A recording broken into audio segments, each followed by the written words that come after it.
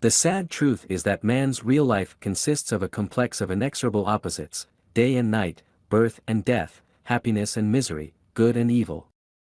We are not even sure that one will prevail over the other, that good will overcome evil, or joy defeat pain. Life is a battleground. It always has been, and always will be. Carl Jung, approaching the unconscious, in a previous life, when someone would suggest to me that I was projecting on another person, I would laugh.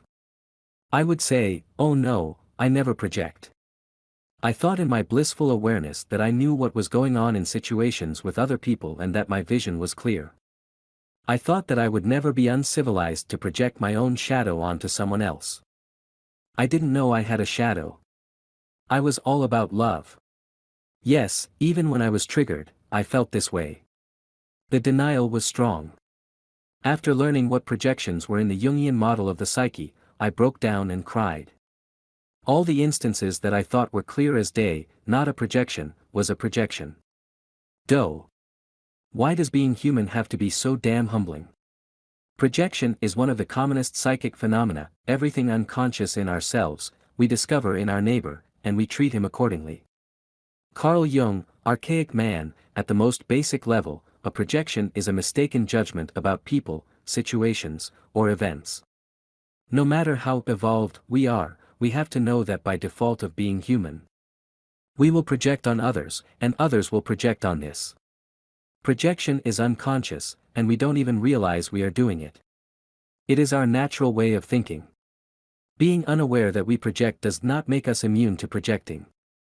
When one tries desperately to be good and wonderful and perfect, then all the more the shadow develops a definite will to be black and evil and destructive. People cannot see that, they are always striving to be marvelous, and then they discover that terrible destructive things happen which they cannot understand, and they either deny that such facts have anything to do with them, or if they admit them, they take them for natural afflictions, or they try to minimize them and to shift the responsibility elsewhere. The fact is that if one tries beyond one's capacity to be perfect, the shadow descends into hell and becomes the devil. Carl Jung, Visions, Notes of the seminar given in 1930 to 1934.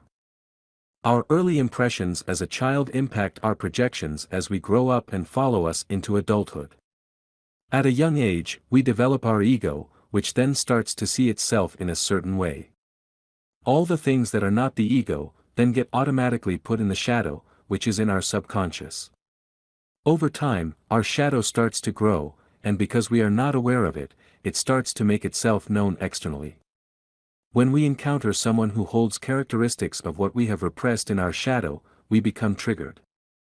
Our triggers can lead us down a slippery slope of poor decision-making. This phenomenon is what we call shadow projection. Remember, all humans have the function of projection. Ego, and shadow. These mechanical functions are the fate of mankind and how we operate. When we become aware of how we work, and do the work, self-inquiry, we can slowly, but inevitably become masters of our condition. Before I go into an exercise on understanding how projection works in your life, I want to share that doing this work requires self-love. It is not easy to put a big microscope on those things we have automatically rejected and have buried deep in our unconscious. Yet, these disowned parts of ourselves want to be united with and integrated with the ego and the personality. Self-love is the nurturing mother and compassionate father that we give to ourselves. It's the self-care rituals that make us feel safe and held. My IG username is now Mamanina Soul because I see myself as a mama to myself. I have cried many times for failures due to past judgments. At the same time, I have to bear hug myself for the pain I had experienced as a young child. That little girl is still present in me, looking to be loved, even when all her monsters come out from under the bed. This inner work is not easy, but it is rewarding. It allows us to see our reality more clearly and experience others more authentically. Knowing your own darkness is the best method for dealing with the darknesses of other people. One does not become enlightened by imagining figures of light, but by making the darkness conscious. The most terrifying thing is to accept oneself completely. Your visions will become clear only when you can look into your own heart. Who looks outside, dreams, who looks inside, awakes. Carl Jung. The way we view the world is through a movie screen overlaid with our story. When people come in our lives, they become a character in our movie, and we begin not to see them for who they are, but see what we are projecting on them based on our story. Below is a simple exercise I do when someone triggers me. Exercise, Shadow Projections Exercise.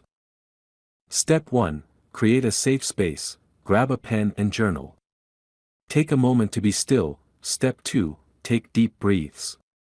Do 3 cycles of the following: 4 breaths in, hold 4 breaths, 8 breath out. Step 3, to have clarity on what we are projecting to the world, we have to understand our individual story, and also begin exploring the shadow. An excellent way to do this is to think about someone who is triggering you right now.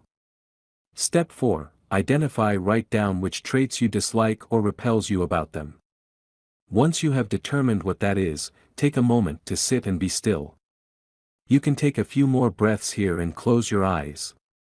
Step 5, the next thing to do is to see if you have those traits somewhere in you. Or maybe you are repressing those traits within yourself. This contemplation is sincere work and takes a lot of honesty. Typically, we find the repression within us happened in our childhood and teenage years. Step 6, does this person have traits that you have encountered over and over again?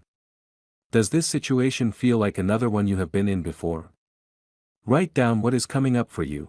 Step 7, when you feel you have reached a good place, take time to breathe and thank yourself for being brave to ask yourself some hard questions. Step 8, when you are ready, get up and move. It's time to work through all that came up and release what wants to be expressed through movement.